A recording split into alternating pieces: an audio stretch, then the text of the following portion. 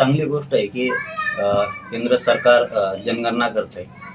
जनगणना होणं गरजेचं होतं, कारण इंग्रजांनी केलेली जनगणना होती. त्याच्यानंतर जनगणना झाली नव्हती. ते लक्षात येईल आता की जी फुगून आकडा दाखवला होता ओबीसीचा आणि जास्तीचं आरक्षण लोकांचं अतिक्रमण करून जास्तीचं खाल्लं होतं, ते तरी चांगली गोष्ट होईल. आता त्याच्यामुळे उघडं तरी पडत की दूध का दूध पाणी का पाणी होईल, किती संख्या आहे काय आहे. हे तर चांगलीच गोष्ट आहे. पण मला असं वाटतं की जनगणना करण्याची आवश्यकता सरकारला नसावी. कारण बाठी आयोगानं आत्ताच रिपोर्ट दिलाय, त्या जरी शिफारशी लागू केल्या तरी पण भागतायत. काय जनगणना करण्याची आवश्यकता नाही, परंतु आता सरकारची इच्छाच आहे, केली तरी हरकत नाही. आमचं काय विरोध असण्याचं काही कारणच नाहीये. आणि हे करत असताना मात्र जी आयोग गठीत केला जाईल, आता जी समिती असेल जे काय असेल, त्याच्यावरती लोक मात्र निष्पक्षपाती काम करणारे असले पाहिजेत.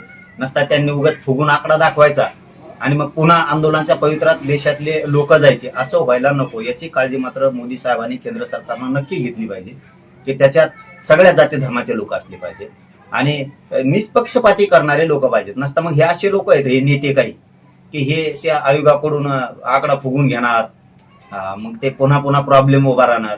त्याच्यामुळं जसं बाठे आयोगानं काम केलं होतं निष्पक्षपणानं आणि स्वच्छ चांगलं काम केलं होतं, त्या शिफारशी सुद्धा लागू करायला पाहिजेत. पण आता जर नसल्या करायच्या तर येणाऱ्या आयोगात तरी किमान चांगले लोक असणं आवश्यक आहे. त्यांनी कुठेही जाती भेद करता कामा नये. खरी संख्या त्यांनी समोर आणली पाहिजे.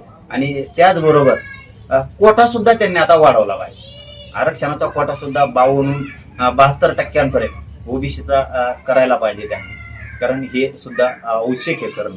कारण म्हणजे ते सगळ्यांनाच आरक्षण पण पुरत, सगळ्यांना ही, कारण आमच्याकडे अन्याय झालेला आहे. आमचं आरक्षण 72 जवळपास 75 वर्ष खाल्लंय यांनी. आमचं आरक्षण असून सुद्धा आमचं आरक्षण खाल्लंय.